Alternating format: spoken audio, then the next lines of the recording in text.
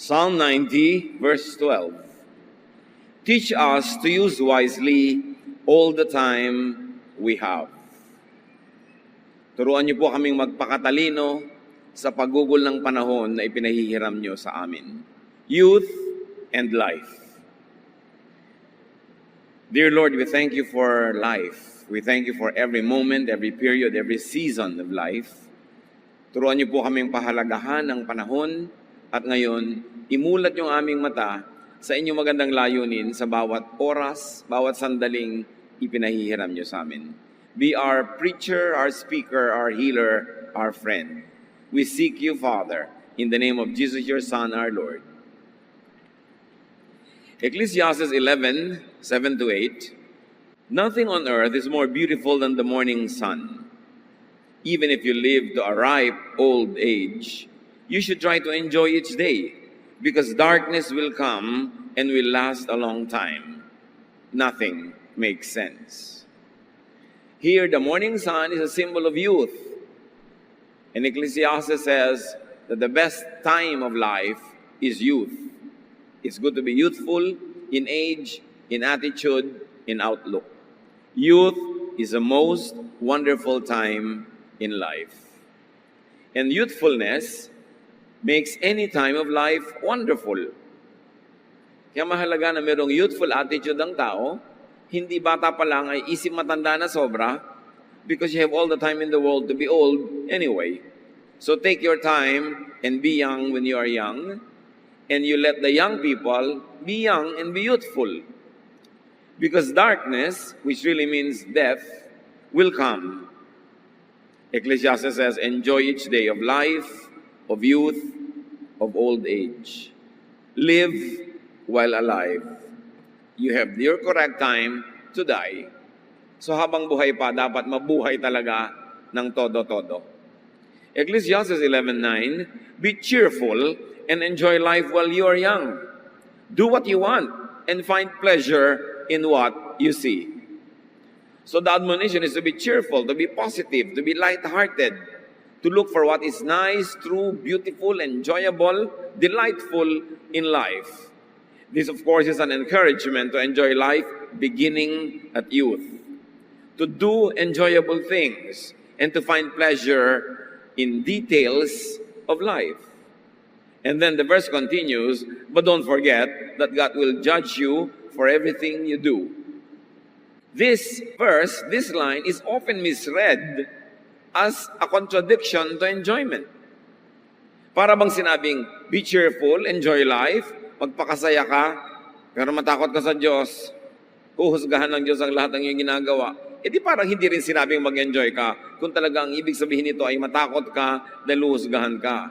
So this is often misread as a contradiction to enjoyment, a warning against enjoying too much, and a push for over self-denial and sacrifice. Pero ito ba talaga ang sinasabi ng verse? Para bang yung maraming mga churches magre-retreat sa magandang-magandang lugar, may resort, mayroong swimming pool, tapos walang swimming kasi puro dasal. Kasi puro praise and worship at kantahan. Nagpunta pa daw sa lugar na may swimming pool. O kaya magre-retreat pero umagang-umaga pa lang, dasalan na, gabing-gabi na, dasalan pa rin, puyat na puyat ang mga tao, hindi na nila ma-enjoy ang ginagawa nila. It's not really a retreat. So, retreat ba talaga yon? So, sinabi pa talaga ng verse na mag-enjoy ka, tapos natakutin ka pala. Earthly life was given by God, tapos tatanggalan tayo ng earthliness. Does it follow? Meron bang sense yung ganong reading of Scripture? But to go on, Ecclesiastes 11:10, kasunod nung sabi, God will judge you for everything you do.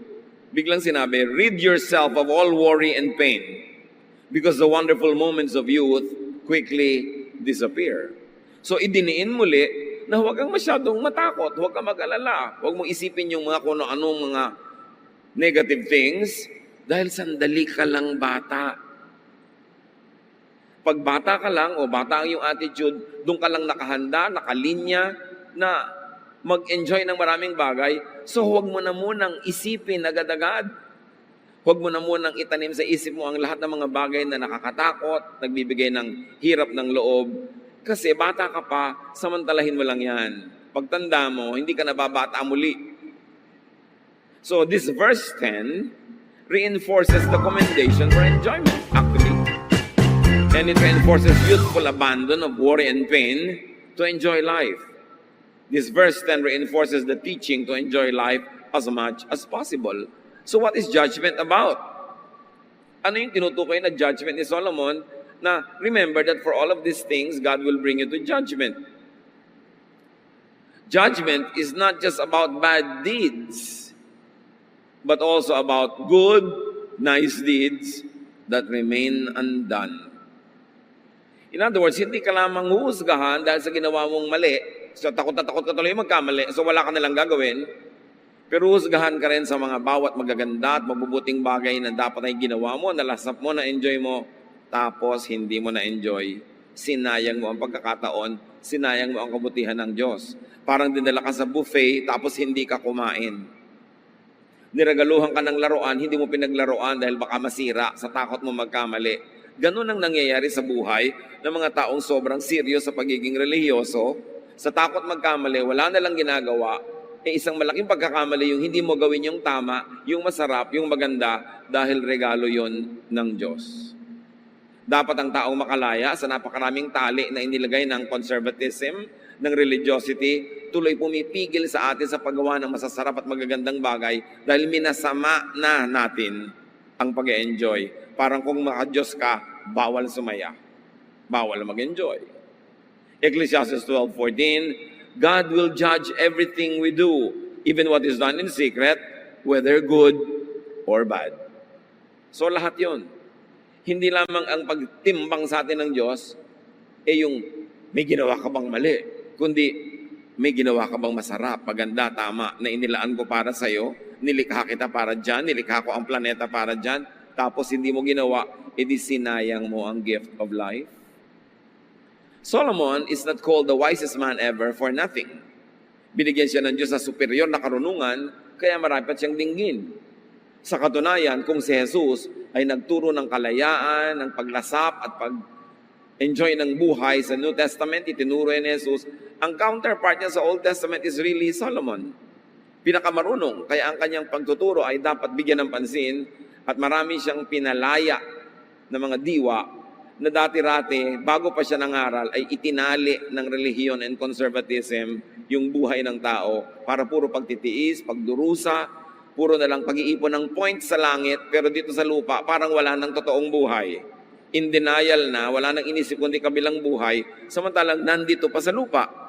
Kung gusto ba naman ng Diyos na sumukabilang buhay ka na, dilalagutin na niya ang iyong hininga. Pero habang hindi pa niya nilalagot, dito ka pa sa lupa, huwag mong kalimutang ikay espiritu at lupa magkasabay. At hindi dapat yun masamain. So the teaching says, enjoy your youth, your strength, your enthusiasm. Do not problematize youthfulness. Hindi problema ang pagiging bata. It's a gift. Enjoy being young.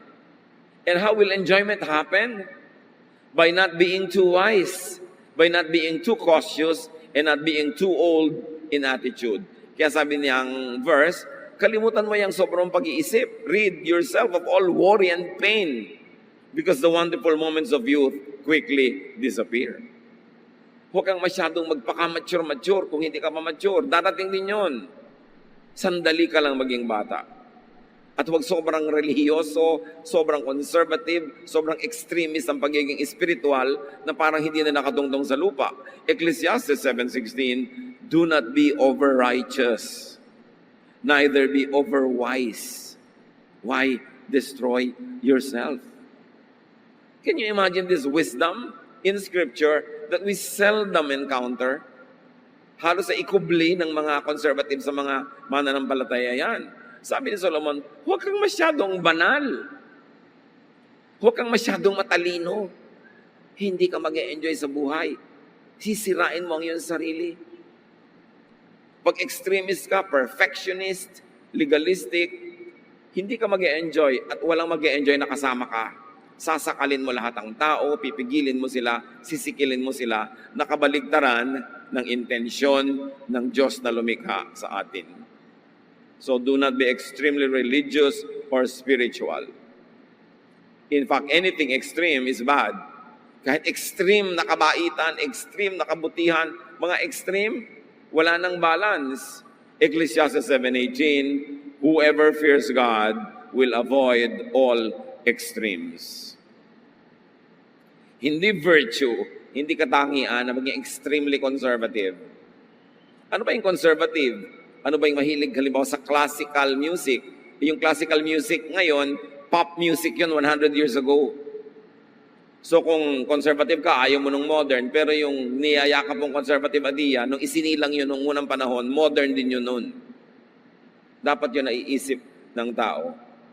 The teaching says, old age and physical weakness and death will surely come. Do what you want. Do what you can before you die. Siyempre may hangganan, hanggang ang ginagawa mo hindi nakakasama sa iba, hindi mo ninanakaw, hindi mo inaagaw, hindi nakakasira sa iyo at sa kapwa, do it. May listahan na ba kayo katulad ng iba? Places to visit before I die, restaurants to visit before I die, food to eat before I die, skills to know and master before I die. Kasi sabi ni Solomon, mamamatay kayong lahat, tayong lahat. Mahirap naman yung kung kailan ka naghihingalo at nag-aagaw buhay, doon ka pa nagsisisi kasi wala ka pang nagawa. Napaka-importante na ang buhay dito sa lupa is not all about just saving and collecting heavenly points in eternity. Hindi ka inilagay ng Diyos dito sa lupa para wala ka nalang isipin kundi langit. Kasi kung gusto niyang nasa langit ang utak mo, dadaling ka na niya doon. Nandito ka pa, kaya dapat nag-iisip ka pa rin ng pagiging makalupa at hindi mo dapat masamain ng pagiging lupa sapagkat ideya ng Diyos na ang lupang katawan na ito ay samahan ng kanyang espiritu at nabuo ang tao. At napakaiksi ng panahon, sandaling-sandali lang na ang espiritu ng Diyos at ang lupang katawan na ito ay magkasama habang buhay lang ang tao. Pag nalagot ang hininga, hihiwalay na yung espiritu, babalik sa Diyos, ang katawan ay babalik sa lupa. Doon ka na lang magpaka-espiritu, talagang pag-espiritu ka na. Pero habang may lupa pang component ang iyong pagkatao, do not deny that and enjoy that even. So it is about living in full, living a full, enjoyable, pleasurable, earthly life. Do not focus on worry and pain. They are concerns of old age. Kaya may mga taong bata pa ang edad pero laging iniisip, worry and pain, nagmumukhang matanda na sila at tumatanda na nga. Pero may mga matatanda ang edad, pero youthful ang attitude, cheerful sa buhay, naghahanap lagi ng fun, ng happiness, ng enjoyment. So nade-delay ang itsura ng pagtanda nila at masigla pa sila sa buhay. Pare-pareho lang buhay pero iba-iba ang quality of life. Do not over-mature prematurely. Do not fast forward old age because you have all the time in the world to be old. Do not rob children of their childhood. Do not rob the youth of their youthfulness. Hindi yung mga bata, gusto mo walang kakibo-kibo na parang matatandang paralyzed. Siyempre mga bata malilikot yan, may konting ingay, pero may hangganan, natural, yung hindi na sila nakakaabala ng iba. Siyempre mga young people, tawanan, masasaya, tapos pipigilin mo, puro shh, shh, shh. Lalo ang kasama mo, mga manang. Ang bata-bata mo, gustong kilos matanda ka. Wala yun sa lugar. Bakit yung aagahan ng pagtanda? May mga magulang tuwang-tuwa, yung anak nila 11 years old, tapos na ng abugas siya. Gusto mo talaga yon? Yung anak mo dapat grade 1 pa lang, grade 10 na ngayon. Alam niyo, anak ko po na-advance na naman. Siguro, bakit hindi mo patayin ngayon? Dahil mamamatay din yan eh. Advance mo na rin. Hindi mo hayaan maging bata. Yung mga iba kasi mga magulang, sobrang gusto ipagyabang yung mga pag-accelerate ng mga anak nila. But don't you know na pag sobra sila na-accelerate, naaagawan sila ng kamusmusan?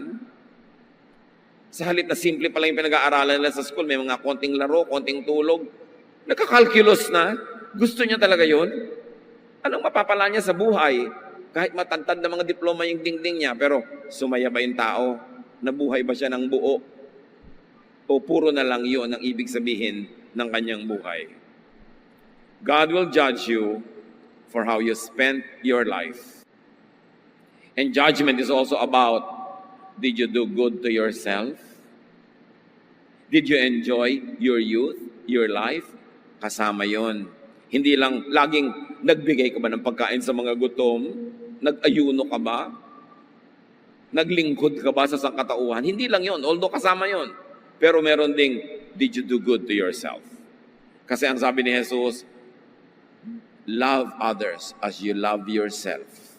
In other words, with the amount of love you love yourself, then you love others. Huwag mo lang sobrang, sarili mo lang yung love mo, yung iba hindi na. Pero hindi rin yung baligtad na, iba lang ang love mo, tapos sarili mo hindi na. Hindi rin hinihingi sa'yo yun ng Diyos. Kailangan balance. Ecclesiastes 8:15. So I think we should get as much out of life as we possibly can. There's nothing better than to enjoy our food and drink and to have a good time. Then we can make it through this troublesome life that God has given us here on earth. Nakita niyo ang main doctrine nitong si Solomon, the wisest man ever? You've got to enjoy life. Get the most out of life. Pigain mo ang lahat ng mapipiga mong ligaya para maximum ang iyong kasiyahan. Yun ang kalooban ng Diyos na lumikha. Hindi tayo nilikha ng Diyos para gutumin, para parusahan, para pagtiisin at pagdusahin, na siyang misrepresentation ng ginagawa ng maraming conservative people. They paint a wrong picture of God. They make a wrong image of God. A God who is unloving, unkind, unaccepting. A God who is always angry. And a God that has always have to be appeased. But that is not the picture of God that Jesus paints. That is not the picture of God that Solomon paints. Sabi niya, we should get as much out of life as we possibly can. And this is godliness. This is wise accountability. Mananagot ka rin pag hindi mo pinasaya ang buhay mo. Kasi God wants you happy. Ecclesiastes 12:1, keep your Creator in mind while you are young. In years to come, you will be burdened down with troubles and say, I don't enjoy life anymore. Again, may negative reading na naman ng marami dito, yung keep your Creator in mind while you are young. Ibig sabihin, oy, habang bata ka, ha? Huwag mo kakalimutan ng Diyos, galit ang Diyos, pagkagalitin ng Diyos, paparusahan ka niya, magpakatino ka, huwag ka magkakamali. That is not what the verse is saying. Keep your Creator in mind. Creator means designer. God designed you. So while you are young, look at yourself and say, how did God design me? And to be faithful to God, to be obedient to God, I should act and move according to the design. So ang mga young people, dinesign mga children, playful. And to be faithful to God, they have to be playing. They have to be allowed to play. Mga young people, kung ano man yung character ng young people na natural, yung likas sa kanila, ang ibig sabihin ng obedience to God is to follow the design. Do not contradict it. Mga young people ang hilig-hilig matulog. Hayaang matulog. Basta nagagawa nila yung mga schoolwork nila, yung mga responsibility nila sa bahay. Ayan. Yung mga ibang matatanda naman, killjoy. Pagising nila ng alas 4 ng umaga, gusto lang gising din yung mga young people. Eh, matanda ka lang nga, kaya wala ka na itulog. Yung batang gusto pa, tapos pipilitin mo. Baliktad, yung mga children na ayaw matulog pag tanghali, gusto maglaro, pinatutulog. Pagtanda naman, gusto matulog, ayaw patulugin. Mali. Lihis ang schedule. May design ng Diyos. Yung obedience to God, hindi lang ibig sabihin obedience to church rules. Hindi lang obedience to religious dogma and policy. Ang obedience to God, Creator, is by moving, living, acting according to how God designed you. So if God designed you as an artist, obvious yun, ang obedience to God, be an artist. Ang design sa iyo ng Diyos is maging administrator ka, mabusisi ka sa mga detalye, then be an administrator. Yun ang supreme obedience to God. Hindi yung gano'ng kahaba ang buhok mo dahil nasa choir ka, gano'ng kahaba ang palda mo, ilang lupi dapat ang kwelyo mo dahil yun ang religious costume. Hindi yun ang tunay na obedience to God. Obedience lang yun to religious policy. Pero yung Diyos na nagdisenyo sa iyo, meron talagang born dancer, may born singer, born musician, yun ang Creator. How will you celebrate life? By obeying God, by being who God designed you to be. And by being who God designed you to be, that's where you can excel. That's where you will be happy. And that's where you can make others happy as well. And your Creator designed and made you to enjoy the gift of life. All you have to do is study your anatomy, study your body, study your senses, and you will know that when God was designing you, He wanted you to enjoy life. Kaya binigyan ka niyang mata, huwag mong ipikit, idilat mo para makita mo ang dapat makita ng mata. Binigyan ka niya ng paa, isayaw mo, ilakad mo, puntahan mo ang dapat puntahan na dinisenyo sa ng Diyos. Kasi kung ayaw ng Diyos na maglalakad ka, di ginawa ka na lang niyang bato.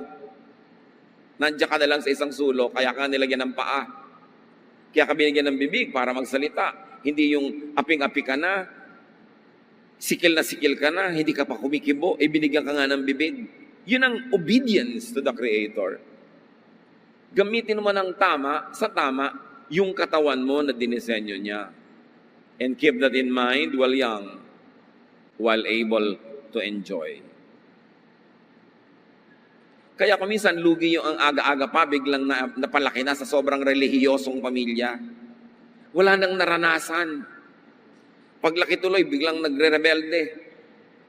Ang liit-liit ng utak, ang kitid-kitid ng naiintindihan kasi pinakitid na agad ng conservatism. Nauna na ang isang katerbang bawal. Mamamatay din naman lahat ng tao at pag lahat ay nakalibing na, sino ang talagang nag-enjoy ng buhay? Akala kasi ng iba, ang gusto ng Diyos, puro ka lang magtiis dyan, maghirap, magpakasakit. Ganun ba ang Diyos na nakadrawing sa isip natin? Hindi yon ang ipinakilala ni Jesus at hindi yun ang ipinapakilala ni Solomon.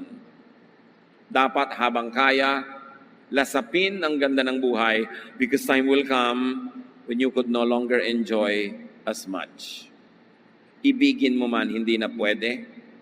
Gusto mo mang lumakad, hindi na pwede. Gusto mo man tumingin sa magagandang tanawin, lumalabo na ang iyong mata. Hindi na pwede. So, do not be possessed by regrets. Pag tayo matanda na, malapit ang bawian ng buhay, huwag naman tayong puro pagsisisi at panghihinayang sa mga pinalampas na pagkakataon. At kung tayo nandun na ngayon at hindi na maibalik ang buhay, huwag na lang nating pigilan yung iba na magkaroon ng isang buhay na makulay, masaya. Hayaan natin silang mabuhay ng kumpleto. Ecclesiastes 12:2-7. Someday the light of the sun and the moon and the stars will all seem dim to you. Rain clouds will remain over your head. Your body will grow feeble. Your teeth will decay, and your eyesight fail. The noisy grinding of grain will be shut out by your deaf ears, but even the song of a bird will keep you awake. Darating daw ang panahon, kung mabiyayaan ka ng mahabang buhay, lalabo ang iyong paningin. Hihina ang iyong katawan, masisira at maglalaglagan na iyong mga ngipin, at maaaring mawalan ka pa ng paningin. Yung napakaingay ng mga gulo sa iyong paligid, hindi mo maririnig dahil bingi ka na. Pero yung mumunting hiwni ng ibon, hindi ka makatulog dahil nadidinig mo. Sabi, ganun, pag tumanda ka na. You will be afraid to climb up a hill or walk down a road. Your hair will turn as white as almond blossoms. You will feel lifeless and drag along like an old grasshopper. Hindi ito negative, hindi ito nakakalungkot at hindi ka dapat magpalungkot. Sinasabi ang totoo, dapat paghandaan. At kung dumating na, wala ka dapat sukat pagsisihan. Hihina ka, matatakot kang umakyat, matatakot kang bumaba, puputi ang iyong buhok. Tapos ngayon, yung mga young people, wala kang ginawa kundi kontrolin ang buhok nila, anong gagawin nila sa buhok nila, kukulayan ba nila o hindi, pinapakailaman simbahan, pati kulay ng buhok. Darating ang panahon, magiging puti na yan lahat, kahit ano pang gawin mo, wala na rin masyadong saysay. At para ka daw isang matandang tipaklong na nanghihina na kinakagat ng mga langgam, gumagapang, at tapos lang yung buhay. These are signs of old age, approaching the end of earthly life. And it should not make us feel bad about death. It should only prepare us to that inevitable reality. Huwag mag-aksaya ng sandali. Huwag killjoy ng mga bata, ang mga kabataan, ang mga middle age. Let them be who they are at that moment of their life. then earthly life ends. We each go to our eternal home sa pagpapatuloy ng Ecclesiastes, and the streets are filled with those who mourn. Paglalamayan ka rin, ibuburol ka rin, ililibing. Kung marami kang pinakisamahan, maraming makikipaglibing sa'yo. Maraming tititig sa iyong muka at sasabihin din nilang, para lang siyang natutulog. Kung gaano mo karaming beses sasabi yun sa iba, masasabi rin tungkol sa iyo. Kung minsan naman gusto mo lamang pasayahin yung namatayan, pero meron man namang natutulog na nakabarong Tagalog. Kung sana nakapajama, may yakap na unan doon sa ataol, sa mo, ay para lang natutulog. Darating at darating. The silver cord snaps, the golden bowl breaks, the water pitcher is smashed, and the pulley at the well is shattered. All pictures of death. And so, our bodies will return to the earth, and the life-giving breath returns to God.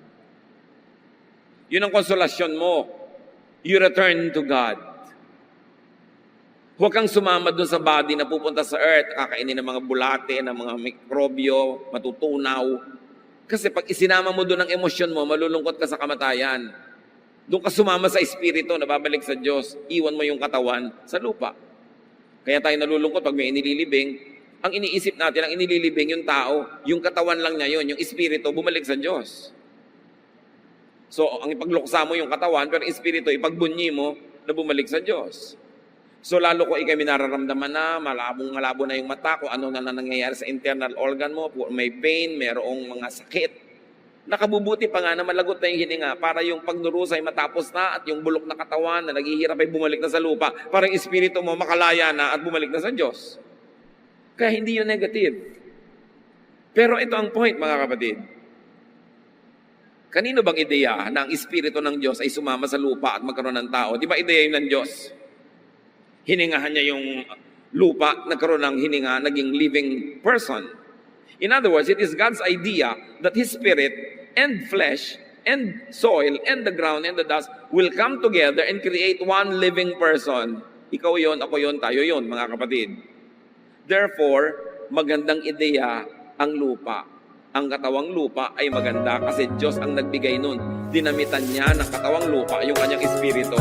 Huwag nating masamain ang katawang lupa, huwag nating masamain ang pagiging lupa, at huwag nating masamain ang mga kagustuhan ng katawang lupang ito kasi Diyos ang lumikha ng katawang lupa.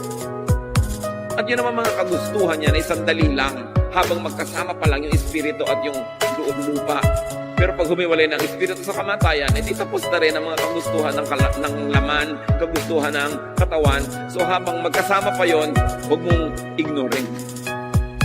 Do not demonize and do not trivialize the needs, the wants, the desires, the happiness, the pleasures of the flesh. Because it is God who gave you the senses. So ideya din niya yan. Minasama lang ng mga religions later on, pinasama nila yung katawan. Sandali lang magkapisan ang katawan at ang espiritu. Samantalahin. Nangyayari lang yon habang tayo buhay. Then people grow old and die. An earthly life could be lived only on earth while in earthly bodies. Nananampalataya ka sa Diyos, nananalig ka, faithful ka sa Diyos, pero huwag naman puro langit na lang ang atupagin mo ngayon. Atupagin mo rin yung buhay mo ngayon, yung katawan mo ngayon, yung reality ngayon kasi nandito ka pa. Kasi nga, kung gusto ng Diyos na wala ka na dito, di alisin ka na niya. Pero habang nandito ka pa, assignment mo pa rin na maging tao. Assignment mo pa rin alagaan ang iyong katawan at alagaan ang katawan ng iba. Pagka nalagot ang hininga, doon na lang natatapos yun. It is in God's hands. Pero para pabayaan mo ngayon ang iyong earthly body, ang iyong earthly needs, ang iyong earthly happiness, pagtalikod yon sa kalooban ng Diyos na nagbibigay sa iyo ng earthly life. So live as a dual person, as a dual citizen. Yan ang tunay na dual citizenship. Earthly and heavenly citizenship. Live as a body and a spirit. Because right now, you are. Do not demonize the earthly body. Tulad ng ginagawa ng maraming religious conservatives. Pinapahirapan yung katawan, sinasaktan, tinutusok, ginugutom, inuuhaw, dahil akala mo, paparusahan nila dapat yung katawan nila para matuwa ang Diyos. No, your body is a temple of the Holy Spirit. Whoever destroys God's temple, him also God will destroy. Your body should be taken care of. Huwag pag-awayin ang katawan at ang espiritu. Gawain yan ng maraming relihiyosong hindi nauunawa ang kabutihan at kagandahang loob ng Diyos. Why is there a usual condemnation of earthliness? Bakit ba minamasama ng maraming religious conservative ang pagiging makalupa? Well, history will tell us. And this idea does not come from God, not from Jesus, not from Solomon, but from conservative elements of both Christianity and Judaism. Christianity, and to some extent Judaism, were both influenced by a spiritual phenomenon of the first century known as Gnosticism. It is from the Greek word gnosis, meaning knowledge. Nung panahon ni Jesus, and some 100 years before Him and after Him, ang usong philosophy sa part na yun ng mundo, Greek philosophy. At ang Judaism at Christianity ay hindi nakaligtas sa influence ng Greek philosophy. At yung Gnosticism, it's a school of thought, it's a way of thinking, naka-influence sa mga early practitioners of Christianity and the later and latter practitioners of Judaism. Now, Gnosticism drew its core doctrine from Plato's dualistic contrast of the invisible world of ideas and the visible world of matter. Saan kumuha ang Gnosticism ng kanyang espiritu, ng kanyang kaluluwa? Doon sa paghahati ni Plato sa katotohanan between the visible and the invisible. Sa kanya, ang katotohanan ay dalawa. Yung invisible, yung mga thoughts, mga dreams, mga ideas. Yung espiritu, invisible yon. At lahat ng visible, yung baso, yung plato, yung katawan mo, yung buhok, yung halaman, visible. And Plato's dualism created in Gnosticism a doctrine that equated matter with evil and spirit with good. Kay Plato, ang lahat ng bagay na nakikita, nahihipo, may timbang, nahahawakan, matter, masama. At ang mabuti lang ay yung spiritual things, hindi nakikita, hindi nahihipo, hindi nahahawakan. Minasama niya ang lahat ng bagay na physical. At doon ang galing ang ideya na minamasama ang katawan kasi physical. Minamasama ang mga gusto ng katawan, ang mga gustong ginhawa, gustong sarap. Minamasama. It's not from God. It's not from Jesus. It's not from Solomon. It's from Plato. Kaya lang nakahawa sa maging mga leaders and teachers of Judaism and even of Christianity. Out of this equation came two opposite modes of conduct. Dalawang uri ng tao at behavior ang naging bunga ng ganitong dalawang pananaw. Asceticism, the suppression of bodily passions because of their connection with evil matter. Yung naniniwala na ang banal lang yung mga spiritual na bagay at masama ang lahat ng bagay na physical, sila yung naging mga ascetics. Sila yung mga hindi umiinom, hindi kumakain, hindi nagsusuklay, hindi naliligo, hindi nagpa-party, hindi nagsasaya, kasi sa kanila lahat ng bagay na yun ay masama. At maraming naging ganon, yun yung mga nagkulong sa mga monasteryo, yung mga tumalikod sa sanlibutan, yung mga tumalikod sa lahat ng mga bagay na masasarap at magaganda, hindi lang sa Christianity, hindi lang sa Judaism, kahit sa Buddhism, kahit sa mga iba't ibang Eastern religions, may mga ganong practitioners, ascetics. At kahit sa mga paligid natin, mayroong pinaparusahan ng sarili nila, hinahampas, ipinapako, lumuluhod sa asin, sa bato, sa bubog, dahil masama ang katawan, dapat parusahan. Asceticism yun. It's a branch of Platonic philosophy. And extreme naman yung kabilang grupo na ayaw ng asceticism, sila yung nag-embrace sa libertinism or sensualism, the indulgence of bodily passions. Yun namang exaggerate.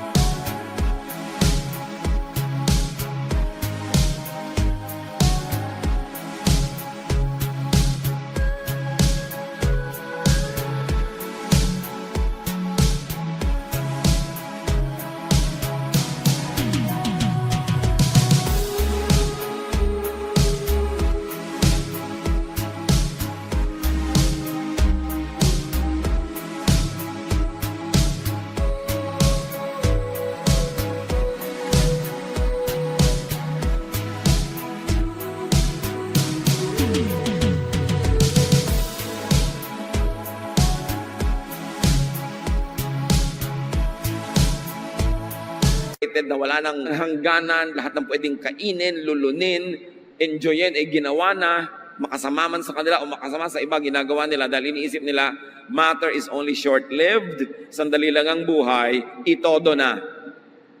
Dalawang extreme, parehong hindi mabuti. Dahil ang mga anak ng Diyos dapat balance ang pananaw. It resulted to the condemnation of earthliness and glorification of spirituality. At ngayon, malaking porsyento ng mga Kristiyano, ganitong pananaw. Anything that is earthly is bad, only spiritual is good. Kaya walang iniisip kundi langit, puro pagtitiis, pagdurusa sa lupa, suspension of all pleasures, suspension of all delight and happiness, at sa langit na lang babawi. It is not from Jesus. That concept is Greek. A truly enlightened and God-respecting person will harmonize both the body and the spirit, not put them at war against each other. Maraming Christian theologians, ascetic ang point of view. Dapat nanunuri kayo pag may binabasa kayong Christian theologian, Christian teacher, Christian preacher, titingnan nyo, ay, ascetic yata ang point of view niya. Puro parusa sa katawan, puro pagdirusa, puro pagtitiis. Jesus, for example, did not deny and condemn the body. Jesus did not condemn earthly appetites. Ang tawag nga sa kanya ng mga ascetic, ng mga conservative, glutton and a drunkard. Masiba daw, matakaw, at palainom. Sa kanilang pananaw at panukat, si Jesus sobrang matakaw. Kasi nga laging kumakain, hindi nag-aayuno, kasi ascetic sila eh. Si Jesus was not. But Jesus was not practicing libertinism or sensualism as well. May balance siya. Pero lahat ng innocent fun, happiness, enjoyment, pleasure that does not cause you to harm others or to harm yourself was fine. Dapat naintindihan natin kung saan nanggagaling ganitong mga points of view. Ecclesiastes 12, 9-12. I was a wise teacher with much understanding. Dinidiin niya, ako matalino dito kung sa akin kayo makinig. I was a wise teacher with much understanding, and I collected a number of proverbs that I had carefully studied. Then I tried to explain these things in the best and most accurate way. Words of wisdom are like the stick of a farmer uses to make animals move. These sayings come from God, our only shepherd, and they are like nails that fasten things together. Sinasabi ni Solomon, itong aking kinolekta mga salawikain, inayos, tinipon, at ipinaliwanag ko sa pinakamalinaw na paraang kaya ko, itong mga salitang ito'y galing sa Diyos. In other words, napakahalaga ng mga proverbs ni Solomon, maaaring mas mahalaga pa sa maraming mga doktrina na itinutulang kung sino-sinong religious teacher ng kanyang panahon. Sabi niya, ito'y galing sa Diyos, ang kaisa-isa nating tunay na pastol. Proverbs, common wisdom, when filtered through wise assessment and examination, will prove to be wisdom coming from God Himself. At anong sabi niya tungkol sa maraming ideya, maraming katuruan, maraming doktrina? Verse 12, my child, I warn you to stay away from any teachings except these. There is no end to books, and too much study will wear you out. May binabalaan kita, anak, lumayo ka sa napakarami mga doktrina, napakarami mga turo, napakarami mga bawal, liban sa makikita mo dito sa mga proverbs na ito. Ito ang mga salita ng Diyos para sa iyo. Culled from the common wisdom of folks, of people who observe life from generation to generation, and with godly given wisdom, create these crystallized forms of knowledge and wisdom called proverbs. Ang dami-daming isms, ang dami-daming mga ideas, philosophies, and doctrines. Sabi ganun, magugulo ka lang sa mga yan, malilito ka, dito ka makinig sa mga proverbs na sinasabi ko sa iyo. Sabi niya, walang katapusan ng paglimbag ng mga libro at ang sobrang pag-aaral, magagasgas ka lang, mapapagod ka lang. Sa dinami-rami ng pinag-aaralan mo at kung ano-ano, natututo ka lang na maging judgmental, maging self-righteous, maging mayabang. Sabi ganun, umiwas ka sa mga yan. Solomon says, these proverbs are all that really matter. And these are proverbs that set free from needless imprisonment. These are proverbs that make you enjoy life to the fullest and maximize your godliness and spirituality while honoring your earthly existence. So for the meaning and conduct of life, sabi ni Solomon, do not overstudy. Do not overthink. Do not over-spiritualize. Do not over-theologize. At hindi ba ganyan na nangyayari sa mga tao sobrang mag-aral? Ang ending, bangayan. Awayan ang awayan. Kung ang baptism ba ay immersion, sprinkling, o pouring. Awayan ang awayan kung gaano kahaba ang damit dapat ng babae, ang buhok. Awayan ang awayan kung ano dapat ang kakainin sa Lord's Supper, gaano karaming harina ang ilalagay doon, may levadura ba o wala. Awayan ang awayan kung ang music ba dapat ay modern o makaluma. Sabi ganun, don't overthink. Hindi yan ang mga bagay na talagang mahalaga sa buhay. Religious doctrines lang mga yan. Sabi, the true wisdom of God comes from these proverbs. Observe them and you will have a life that is full. And do not be overly correct. Di ba? Don't be overly righteous. Kung old na, sabihin ng iba, paano yan? Matanda na ako, paano ko ibabalik ang lahat? Well, continue to be alive, continue to be full of life, and as much as possible, be youthful in attitude. Hindi naman talaga sa edad lang nakukuha yan. Ecclesiastes 12:13-14. Everything you were taught can be put into a few words. Sabi niya, ang dami-daming doktrina, ang daming katuruan, ito lang ang tandaan nyo. Respect and obey God. This is what life is all about. God will judge you and judge everything we do, even what is done in secret, whether good or bad. So, panakot ba ito? Sasabihin sa'yo, enjoy life, tapos fear God? Ang sinasabi niya, real respect for God is this: to do good and not to do bad, both of them. To think of heaven and to think of earth. To gather for yourselves treasures in heaven, but don't be poor here on earth. To also be rich, full of life here on earth. Here and there, both could be heaven to you.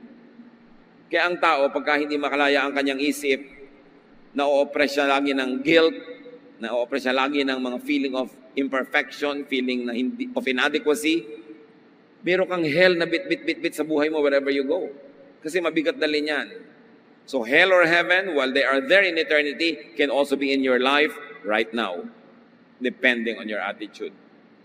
Kaya dapat talaga magbago ng pag-iisip, makalaya sa mga maraming tali na inilagay ng maraming tradisyon.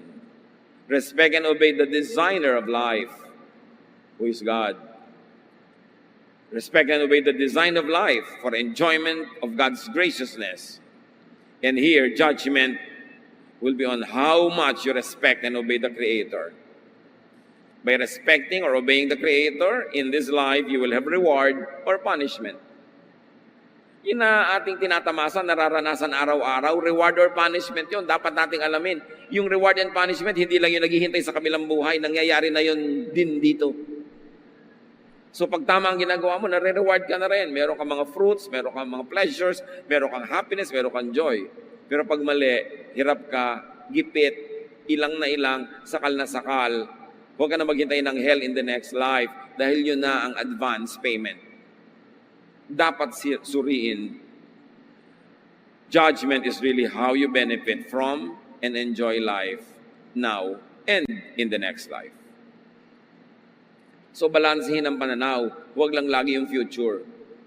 Do not get confused with and by many doctrines, according to Solomon. Stick to the most basic lesson, respect and obey God. And this teaching should be applied and connected to youth, to old age, to life. So respects God's design of the body, of the mind, of the seasons, of time. Lahat yan nilikha ng Diyos. Kailangan katugma ka sa galaw, sa kilos, sa rhythm. Hindi baligtad kasi saliwa, asiwa, mali, mahirap.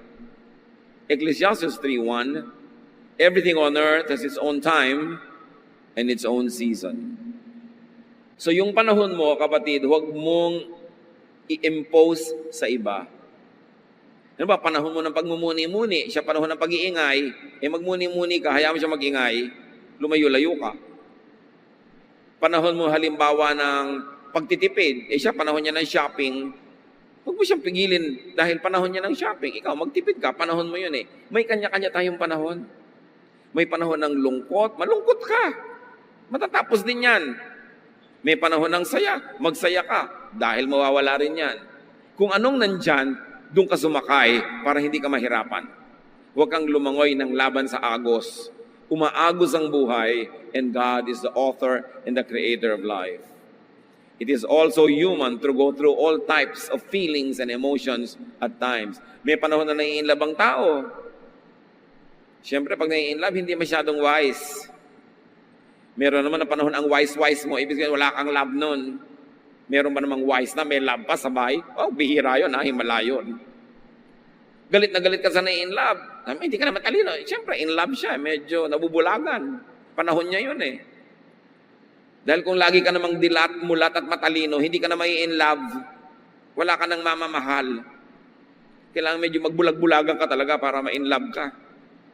May panahon ng katalinuhan, may panahon din ng kakulangan nun. Lahat yan kasama sa totoong buhay. Do not deny, bypass, and demonize, and do not even idealize time. Time happens whether you like it or not, so you better like it. Huwag labanan. May oras talaga para sa lahat ng bagay, sa bawat bagay. Kailangan lang makiramdam. Sensitive ka. Ano bang oras ngayon? Ay, oras na para kumain. Eh, di kumain ka. Ano bang oras ngayon? Oras para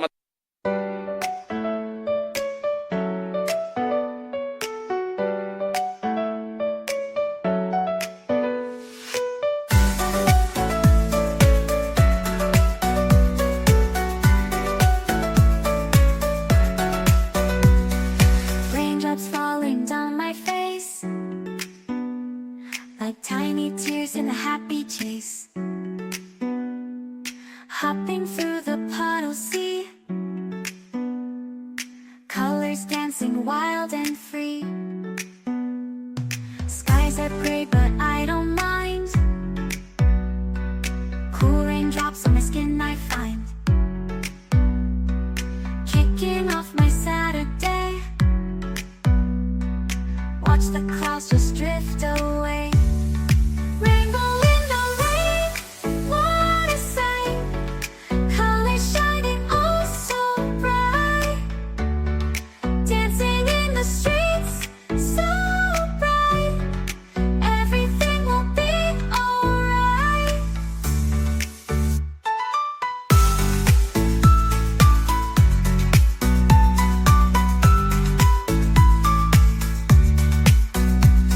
Umbrella spinning, twirling round,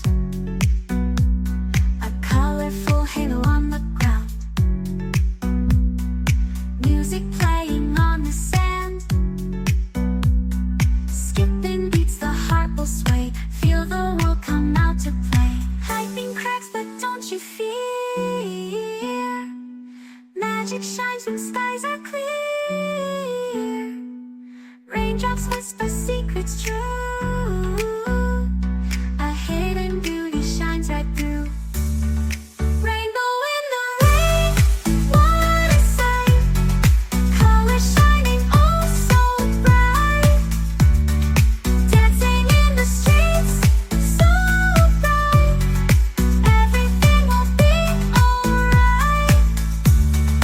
Raindrops falling soft, peeks through.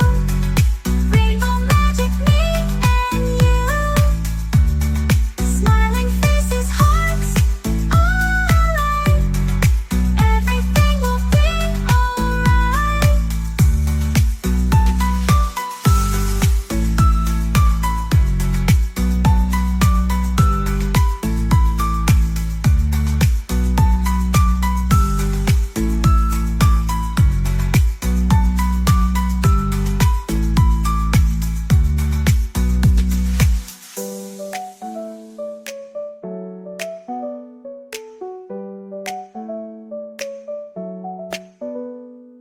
Raindrops falling, sun peeks through. Rainbow magic, me and you. Smiling faces, hearts alight. Everything will be alright.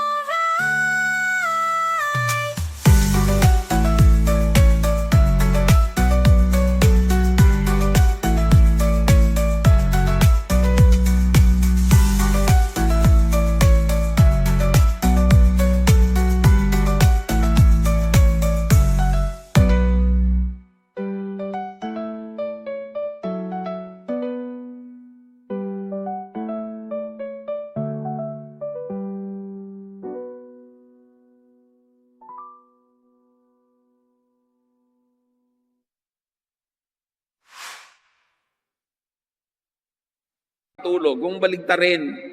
Kasi mahirapan ang iyong buhay. At huwag masamain ang panahon. Huwag masamain ang uso. Hindi ko mo classic, tama. Hindi ko mo uso or bago, mali. Dapat bukas ang pananaw. So live according to time, space, and bodily realities. Yung katawan natin, yun ang nagde-define kung anong buhay natin.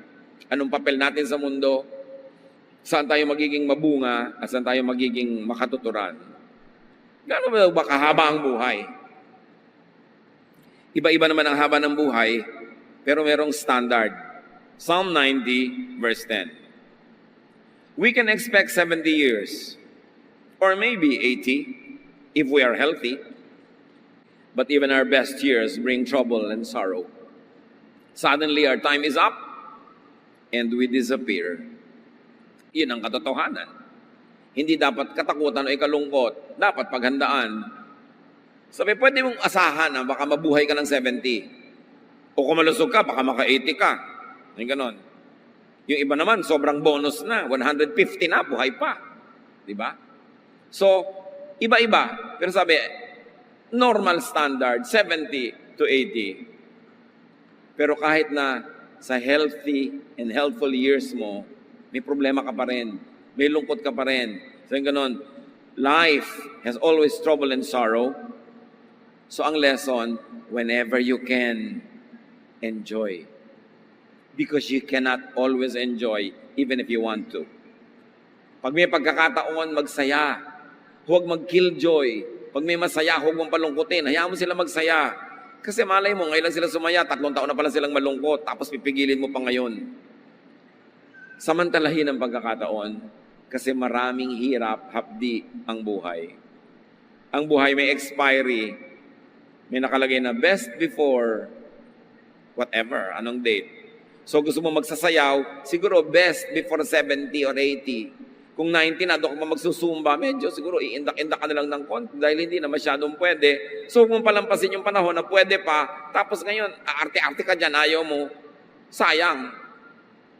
Pag wala namang masama, wala kang ninanakaw, inaagawan, pinapatay, edi gawin mo. God wants you to enjoy life at the right times. So enjoy life. Enjoy every season of life.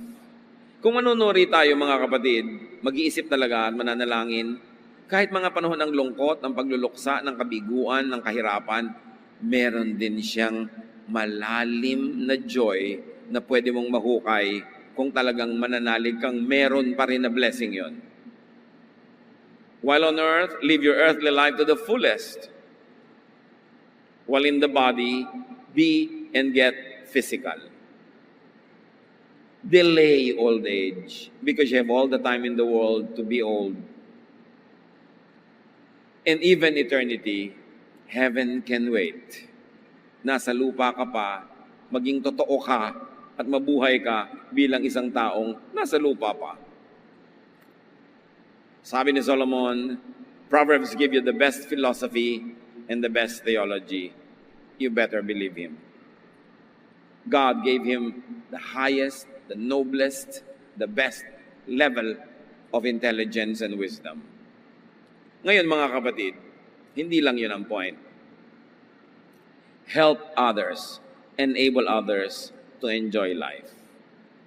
Lahat ng taong nasa ilalim ng inyong kapangyarihan, impluwensya, allow them to be happy, allow them to enjoy. Huwag niyong ipilit yung lifestyle niyo sa kanila. Sila ay hindi kayo, kayo ay hindi sila. Iba ang gawa ng Diyos sa kanila sa pagkakagawa sa inyo. Huwag nating dahil lang may kapangyarihan tayo, igigiit na natin yung gusto natin sa buhay ng iba. Allow them to enjoy life. And then let's all meet our Maker when that happens. Psalm 90 verse 12, teach us to use wisely all the time we have. Dear Lord, thank you for time. Salamat at ang oras na magkasama ang katawan namin at Espiritu ay hindi mahaba, hindi maiksi. Tama lang, kasi kayo ang nagdidisenyo. Turuan nyo lang po kaming huwag mag-aksaya ng panahon. Kung nandito kami, nandito, huwag mag-isip na dapat nandito kami sa ibang lugar. At pag nandito naman kami, isipin namin, dapat nandito kami sa lugar na ito. Hindi na kami mag-e-enjoy kahit kailan, kahit saan. Pag hindi kami tumutugma sa panahon, at sa okasyon. Teach us, Lord, to number our days so that we may live a righteous life, a life that is balanced, a life that is godly, and at the same time respectful of the fact that you made us humans, that we have bodies, we are in the flesh. Pagbulay-bulayan natin mga kapatid ang kahulugan nito sa ating pang-araw-araw na buhay, pati sa pakikasalamuha natin sa kapwa. At nasa gayon, ang karunungang ibigay ng Diyos kay Solomon ay matamasa at mapakinabangan nating lahat. Lord, teach us to learn from Solomon how to live life, how to maximize life, and how to glorify you while we are here in our earthly bodies. Be alone with the Lord in silent reflection.